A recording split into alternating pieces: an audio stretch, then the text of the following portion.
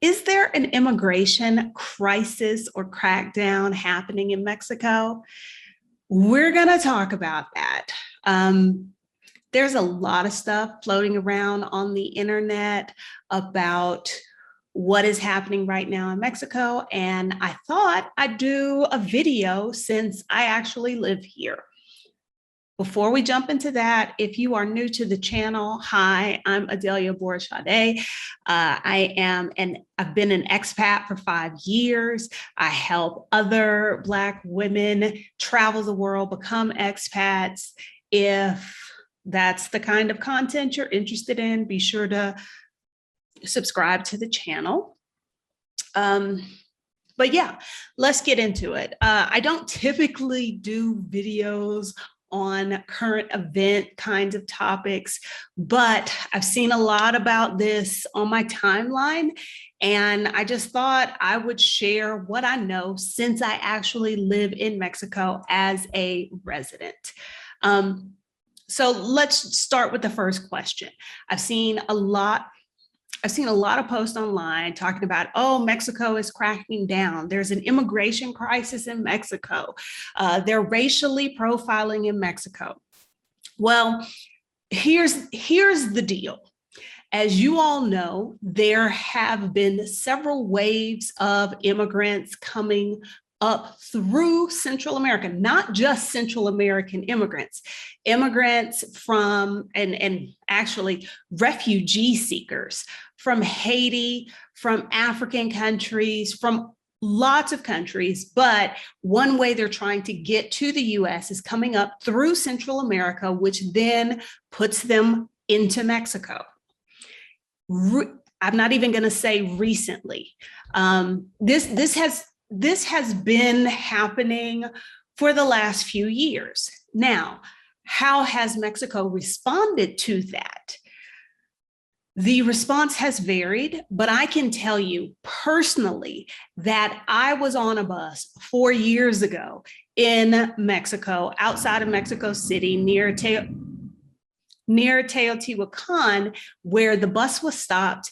And they came specifically to me because I was the obvious foreigner and I was asked to show ID. So having people stopped and having their documents checked, this is not a new thing happening in Mexico, but it is definitely happening with more frequency. I think probably in the last 4 or 5 months, maybe, we've seen a significant increase in this. I think part of the reason it's getting blown, I'm not going to say blown out of proportion, but part of the reason we're hearing a lot more about this is that a lot of Americans, a lot of US Americans, a lot of Canadians who have been overstaying visas here in Mexico or who have been living permanently as tourists are starting to feel the impact of these document checks. I think a big shift came at the beginning of October when one of the major bus lines, Otto, put out a post on their website, on their social media, basically saying that if in response to pressure they were feeling from state governments, because you know Mexico is divided into 32 states, from the federal government, that they would require that you show proper ID and immigration status when you bought a ticket, and to be aware that you could be stopped like en route. I think that was a big shift. This was about October 1st, because although this was something that happened, to have a major bus line come out and say this up front, that kind of got it on everybody's radar. This is, of course, the result of pressure from the United States to stem the flow of migrants coming in through the southern border. This is also being coupled with what appears to be an upgrade in the immigration computer system. We've talked on this channel before about the generous tourist visa that Mexico has. And we've also talked about how a lot of people use it improperly and they live here long-term as a tourist. That is not what that visa was meant for. And what we're finding, we're hearing more and more stories of people who have been living in Mexico as tourists, coming through immigration, and instead of getting an automatic 180 days, the system is showing that they have been a habitual tourist. They're getting 7 days, they're getting 10 days, or maybe they're getting none.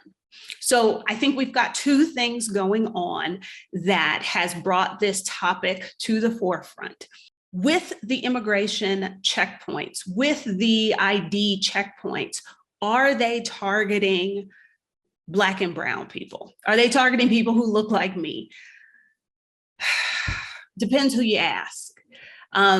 Because there has been a significant influx in Haitian migrants, I think I could see why officials would look for darker skinned people. But I don't know, y'all. I don't really have an answer. Should you be concerned about this? Not really. Okay, unless you are coming here illegally, or we don't really use that term in Mexico, unless your status is irregular, you should not be concerned. Really, what it means is you need to carry your documentation on you. Typically, if you're traveling, you try not to have your passport on your person at all times. In light of the current situation, you do.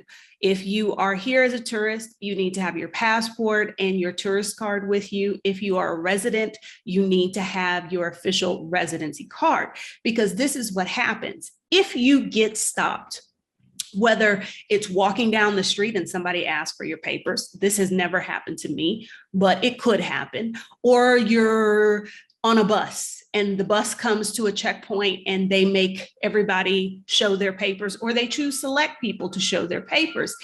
If you can't produce your documentation, they're going to take you to immigration jail.